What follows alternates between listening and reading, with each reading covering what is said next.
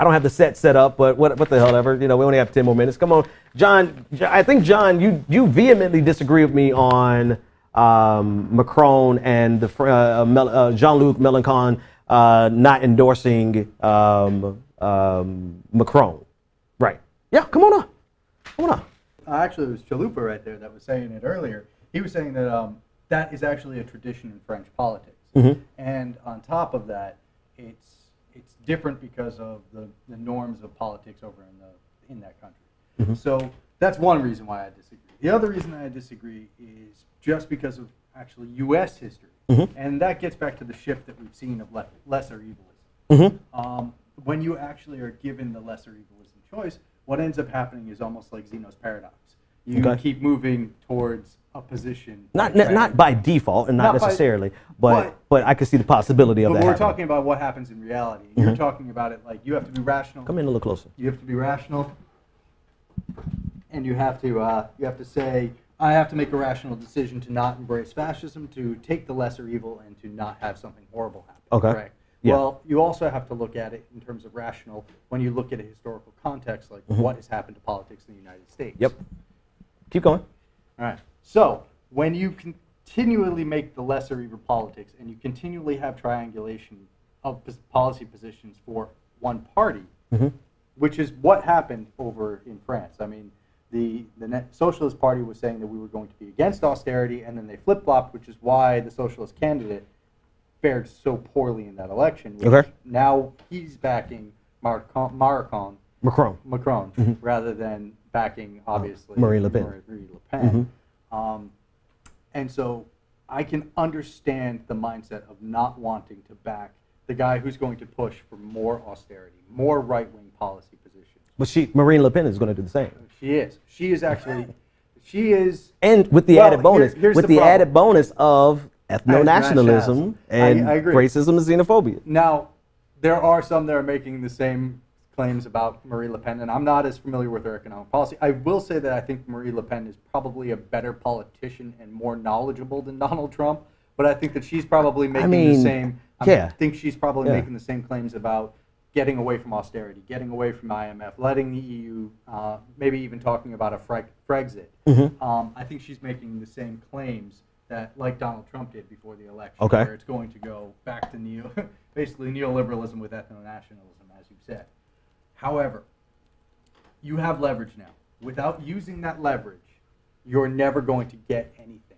And so I fully am backing at least let me talk to my supporters before I back. Or so if his supporters, Bernie's position was vote your conscience, you know, when he was talking about that before. Before he actually endorsed her.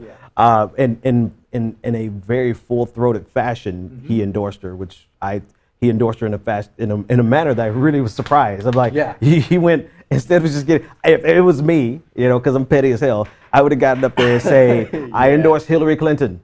Have a good day. Right. You know, Bernie Sanders went all out. But back to the race in France. He went around and he campaigned for her. You know, I mean, he went all in. But in this case, if his supporters say, I want you to vote for, support Marine Le Pen, what should he do? Well, one, I don't think that will be what the actual outcome is. I think that a lot of the guys and a lot of the people who have been backing him, a lot of his supporters, probably have the same opinion about ethno-nationalism that you do. They're the leftists of the leftists. They felt that the socialists were too center. So I don't think that will be the outcome. However, if that does become the outcome, he's almost hamstrung himself, because if he he's got to do it. Either I vote for Le Pen, well, that's going to kill whatever leverage he will have. Or he says, I am not going to vote for Le Pen, and I'm just going to say abstain or say Macron. Listen, this is an American show about French. I'm from the South and he's from Rhode Island, so we're not going to do these accents right. But okay, so here's the dilemma. We have less than 2 weeks now. Right. There's not a lot of time to play around with this, to wait and try to cover your tail.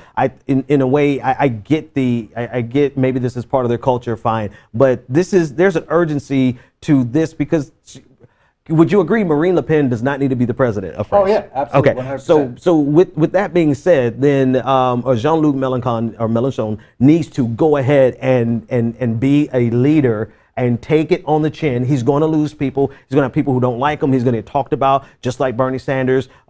He's probably going to get dragged. But if you agree that Marine Le Pen does not need to be the president, then why wouldn't you agree that he needs to go ahead and Jean-Luc Mélenchon needs to go ahead and endorse Macron? Because I don't think that it is his responsibility to his section of the politic in Lean France. in a little more. I don't think it's his responsibility to actually endorse that candidate. And I understand the worst case scenarios, but I also understand what the reality, when you talk about we have to make a rational decision, you can look at the history of the United States since the Clintons came to power to see that reality play out in real time. I mean, look at Jesse Jackson. Look at Kucinich, not Kucinich. Kasich.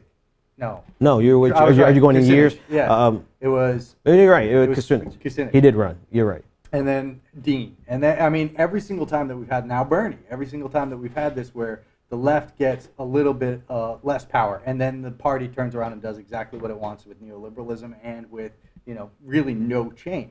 So you see that rational, and you see, like, I don't want to say game theory, but like when you please don't say that, please. Right, when you start thinking about it though, as a rational human being, okay, my choice is to go for Macron, who's going and I'm going to take my supporters and embrace his positions, thereby solidifying his base and giving him even more power.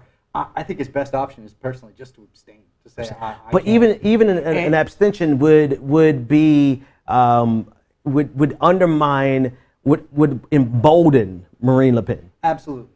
But the problem is that when you're talking about the percentages that you have over there, and you have probably a higher percentage turning out for the polls, but a lower percentage of party grabs. I mean, we were talking about she got 23%. So you're talking about a more diverse and less centralized government. And I mean, Mélenchon is running to completely decentralize the government.